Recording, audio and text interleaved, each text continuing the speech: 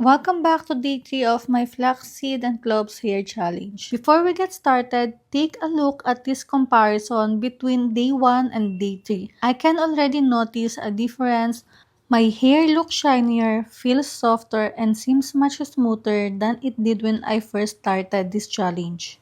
Before applying today's treatment, I want to show you the current condition of my hair. This is exactly how my hair looks before today's application. As you can see, there is still some dryness, especially around the ends. But overall, it feels much softer than when I began this challenge. One thing I've noticed over the past few days is that my hair feels easier to touch and manage. The strands don't feel as rough and there is a natural shine starting to appear.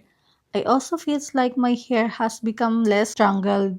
Usually I have to spend more time detangling, but lately it has been much easier. Of course, everyone's hair is different and results can be depending on your hair type and condition.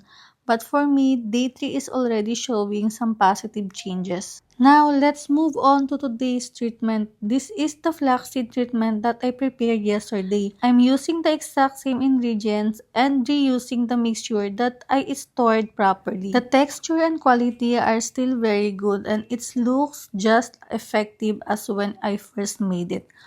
One of the things I like about this treatment is that a little goes a long way, so I don't need to prepare a fresh batch every single day. Now that everything is ready, let's start applying it to my hair. Whenever I apply this treatment, I like to divide my hair into sections first. This helps make sure that every part of my scalp and hair gets covered evenly. I start with the scalp because healthy hair starts with the healthy scalp. As I'm applying the flaxseed and cloves treatment, I gently massaging it into my scalp using my fingertips. This helps distribute the product evenly and can also feel very relaxing. The texture of this treatment makes it very easy to spread across the scalp. It doesn't feel heavy and it glides nicely through the hair. Now I'm moving on to the next section and repeating the same process, applying it directly to the roots and scalp first, then distributing the remaining product through the hair length. I want to make sure every section receives enough product.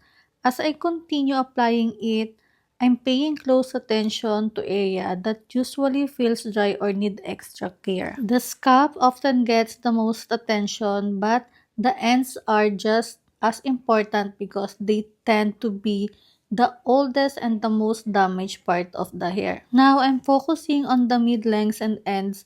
I'm coating them evenly and making sure they absorb some of the treatment. The ends of my hair can become dry quite easily, so I always spend extra time here. As you can see, I am working through each section slowly and carefully. I like using my finger to spread the treatment because it helps me feel where the product is needed the most. The consistency is still smooth and easy to work with, even though this mixture was prepared yesterday.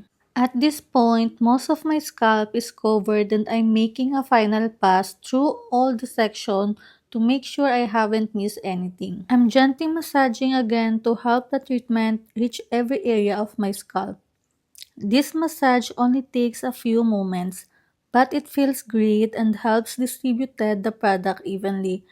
Now I'm finishing with the hair ends and more time. I want them to be fully coated before letting the treatment sit. If you are looking for a natural way to support a healthy hair, flaxseed and cloves are two ingredients that may help improve the appearance and condition of your hair. Flax seeds are rich in omega-3 fatty acids, protein, and antioxidants, which help nourish the hair and support a healthy scalp.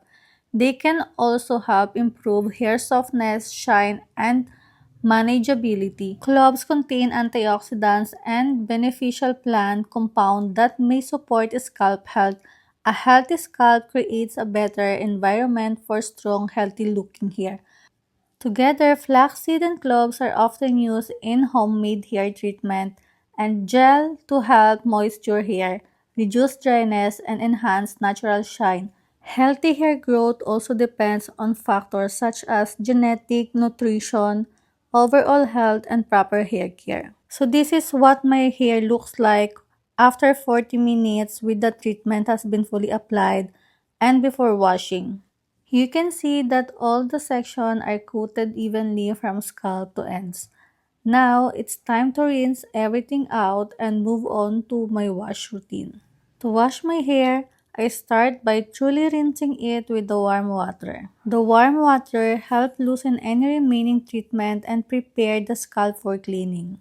Next, I apply shampoo only to my scalp. I focus on cleaning the roots because that's where the oil and buildup usually collect. I gently massage the shampoo into my scalp for a few seconds before rinsing. After that, I apply conditioner mainly to the length and dry ends of my hair. The ends needs extra moisture so that where I concentrate most of the conditioner. I also work a little through the body of my hair to keep it feeling soft and manageable. Then I give my scalp some massage for a few seconds and rinse everything throughout. Before I reveal the final result, I just want to show you these two combs that I am using. I wanted something gentler and more natural for my hair care routine. This wooden paddle brush is my favorite for everyday brushing because it feels soft on my scalp and gives a relaxing massage while brushing.